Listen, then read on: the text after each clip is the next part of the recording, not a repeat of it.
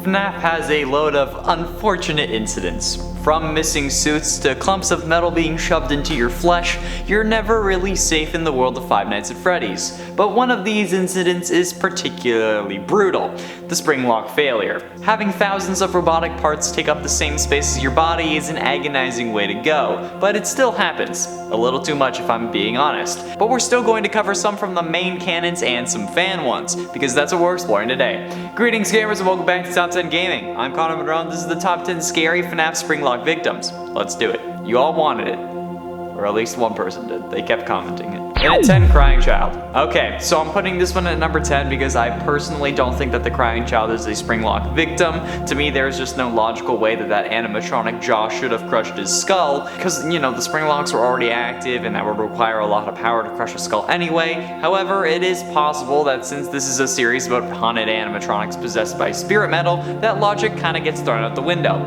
So assuming that he is a Springlock victim, that's brutally scary.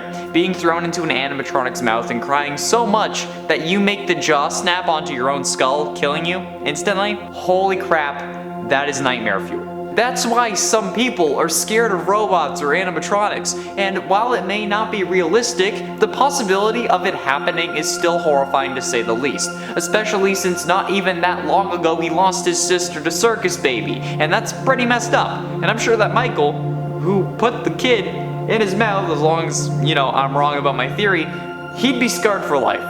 And I think I would be too. Before we move on to number 9, can you do me a favor and smash that like button and subscribe if you haven't yet if you are looking forward to this list. I saw a load of comments asking for it, so this better not flop. If it flops, so help me, you will all have a reckoning. The more likes we get, the more likely we are to do a part 2, and it also helps us against the algorithm almighty and lets us grow the channel, which means more cool vids for you, so you know, it's a win-win, so thank you. And at 9, The Twisted Ones. The Twisted Ones novel starts a year after the Silver Eyes ended, with Charlie in university.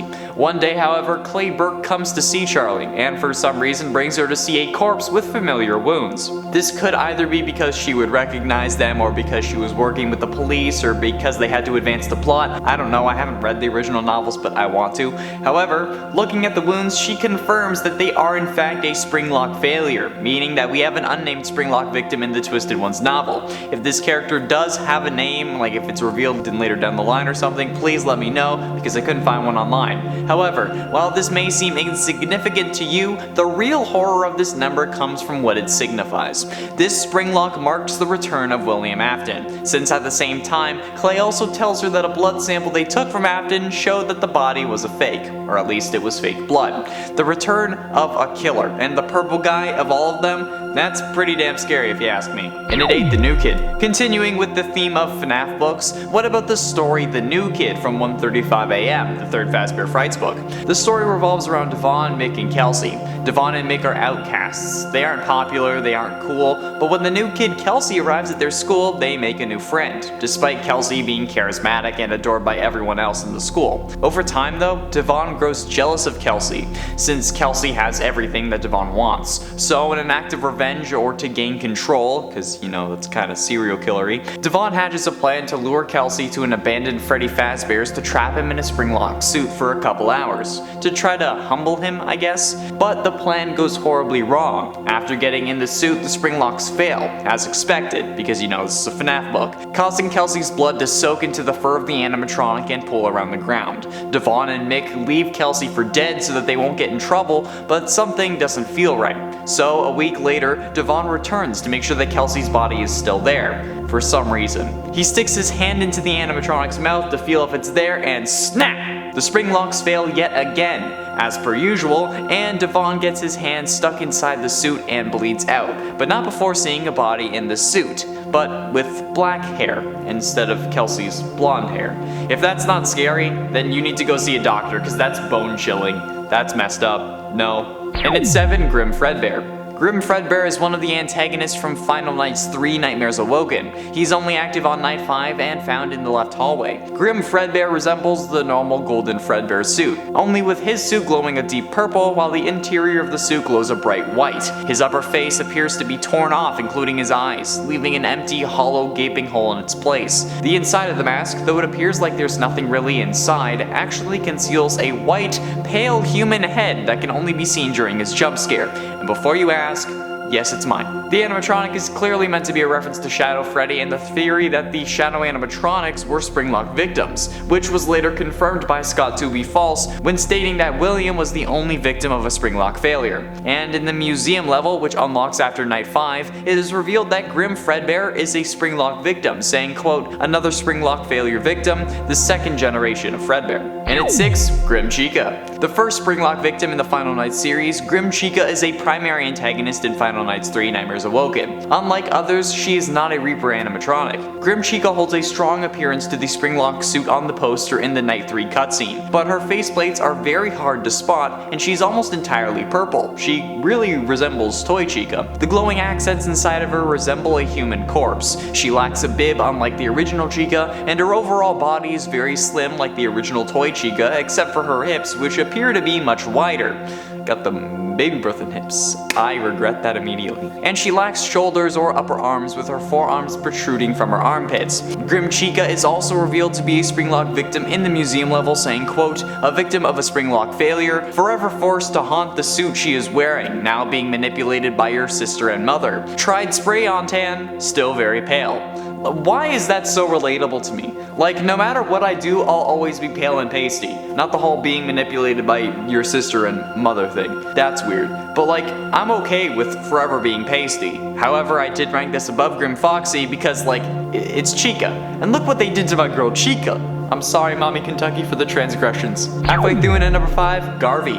A psychopathic, cold-blooded killer. He stopped being human long ago. That's how Garvey is described in the extras of Dormitibus, the game from which he hails. Garvey is the penultimate antagonist of Dormitibus, and as a human, he was the man who murdered the missing children. He later went on to get trapped in Spring Bonnie, becoming Springtrap, and then was burnt to a permanent death in the Fazbear Frights fire. Garvey is a more gory version of Springtrap from FNAF 3. However, he is not William Afton, as the game was released before the name reveal, even before FNAF 4. Springtrap, but with hardly any exosuit or animatronic casing, whatever you want to call it. He crawls on all fours and uses his left hand as a foot and his left foot as a hand, like some demonic monkey from hell that Satan didn't sanction the creation of. Just look at this thing and tell me that it shouldn't be on this list. If you do, you'll be lying. And at 4, Golden Call. As a human, when alive, Golden Call's name was Kyle. However, he is now a Springlock victim stuck inside a Golden Freddy Springlock suit. Golden Call has the typical rundown Springlock suit vibe, similar to Springtrap. However, this is even more gruesome.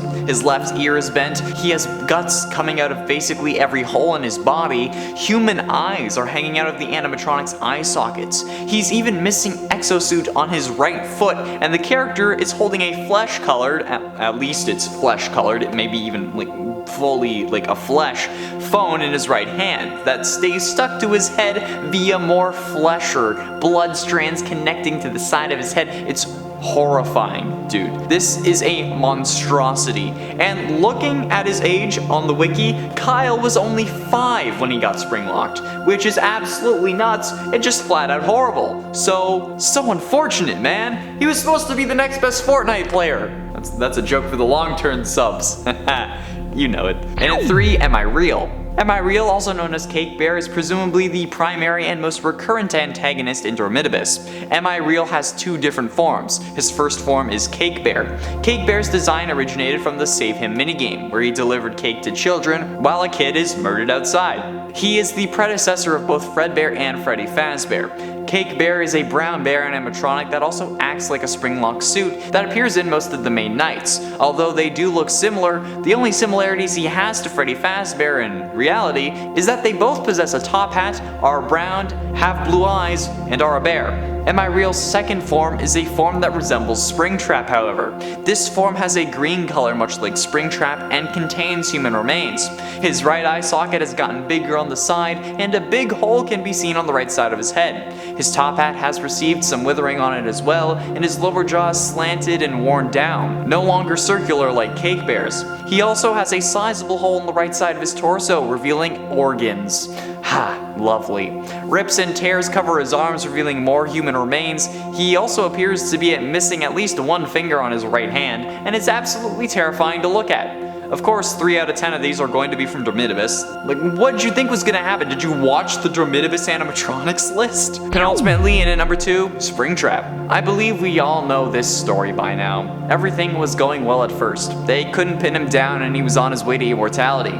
Once William discovered Remnant, however, he spiraled. He wanted to use it to fuel his life and make himself truly immortal. So, in an effort to study it further, William lures possessed animatronics to the back room that they can't access and uses it to dismantle them, planning to melt down their endoskeletons to make soul-infused metal. However, by doing this, he unknowingly releases the souls of the victims he claimed oh so long ago. Shocked, he tries to scare them by getting into his spring Bonnie suit, which also coincidentally makes him feel more powerful. However, this haste coupled with the leaking in the back room causes the spring locks to fail, crushing him in torturous agony for the next 30 years. However, he didn't die from this. As we learn in the man in room 1280, he was being kept alive by the spirit of another victim. So he was living that agonizing pain for 30 years, and that makes him damn well deserving of the number 2 spot. And before you ask, no, him and Garvey are 2 separate characters, meaning that they can both be included on this list. You're welcome. Finally, in at number 1, you. A spoiler alert for a fan game, and if I say which fan game, it's going to spoil it. So, if you want to avoid spoilers, click away now. And thanks for watching. I'll give you a chance to do that now.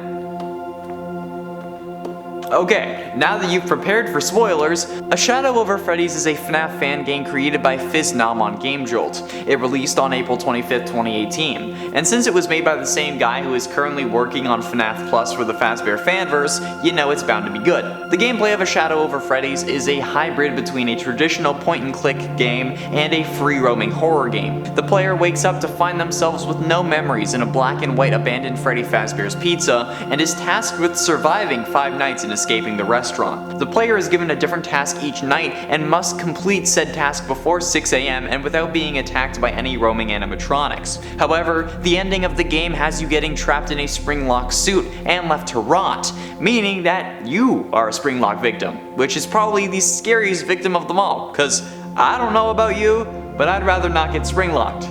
Although I know there are plenty of you that would just love that. You'd fill the suit with liquids that aren't blood, and that's messed up. Like, I'm not one for kink shaming, but yeah, there's kinks, and then there's like being killed, you know? I don't know how else to put that. There we have it, friends, the top 10 scary FNAF Springlock victims. Which Springlock victim did you expect to see on this list, and what other topics should I cover next? Be sure you let me know down below. You wanted it, you got it. See, I do read the comments. Thank you all so much for watching. I have been and shall remain Connor Monroe, and I'll see you in another video. What did you think? Did you watch what? Excuse me.